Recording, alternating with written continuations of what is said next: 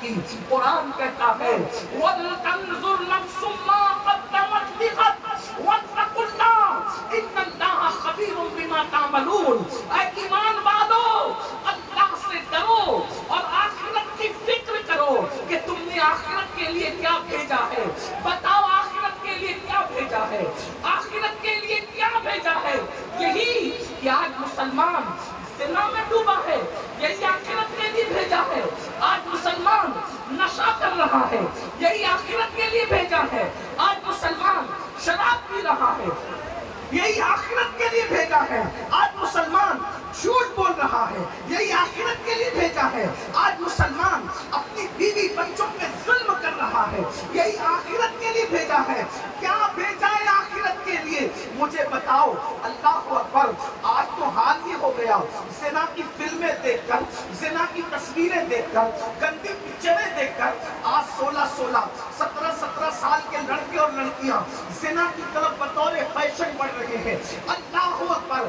ایک وہ دور تھا جب زنا کا نام مسلمان سنتا تھا تو اس کے بدن کے رونگٹے کھڑے ہو جاتے تھے.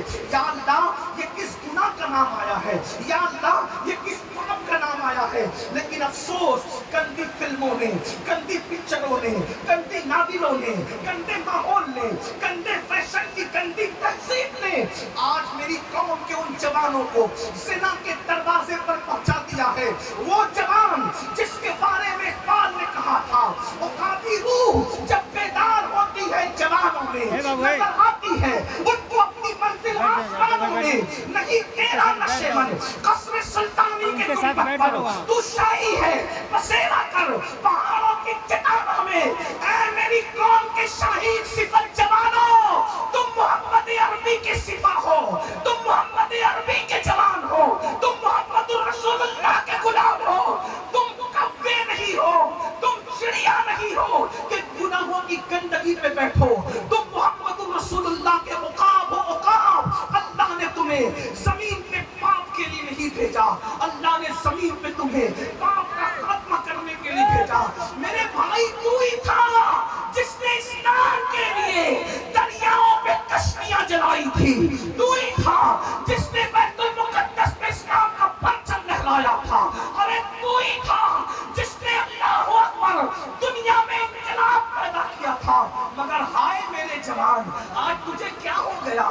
تو گانوں کی دہلیز پر ایمان کا سودا کرنے لگا، تو فلموں کی دہلیز پر ایمان کا سودا کرنے لگا. مسجد مرثیہ خواہ ہے کہ نمازی نہ رہے. میرے بھائی، تو نے تو صحراؤں میں نمازیں ادا کی تھی، تو نے تو گرجاؤں کو مسجد بنایا تھا. اقبال ہی نے تو کہا ہے، دی اذانیں کبھی یورپ کے کلیساؤں میں، دی اذانیں کبھی یورپ کے کلیساؤں میں اور افریقہ کے تپتے ہوئے صحراؤں میں. دشت تو دشت ہے، دریا بھی نہ چھوڑے ہم نے، پہلے ظلمات میں دوڑا کے کھوڑے.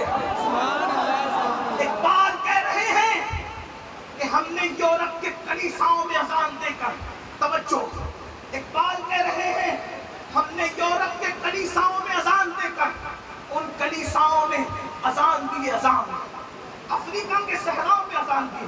اور آج ہمارا حال یہ ہو گیا، اگر ہمارے گھر میں بچہ پیدا ہو، بچہ، ہم اپنے بچے کے کان میں اذان دینے کی اوقات اور حیثیت نہیں. جو جوان اپنے بچے کے کان میں اذان دینے کا علم نہ رکھے، وہ کلیساؤں میں کیا اذان پڑے گا، وہ صحراؤں میں کیا اذان پڑے گا. ارے مسلمانوں کا علمی وقار اتنا گر چکا، نہ اپنے بچے کے کان میں اذان دے سکتے ہیں اور نہ اپنے باپ کا جنازہ پڑھا سکتے. جس قوم کا علمی گراف اتنا نیچے گر جائے کہ وہ اپنے بچے کے کان میں اذان نہ پڑھ سکے اور اپنے باپ کا جنازہ نہ پڑھا سکے، پھر زندگی کس چیز کا؟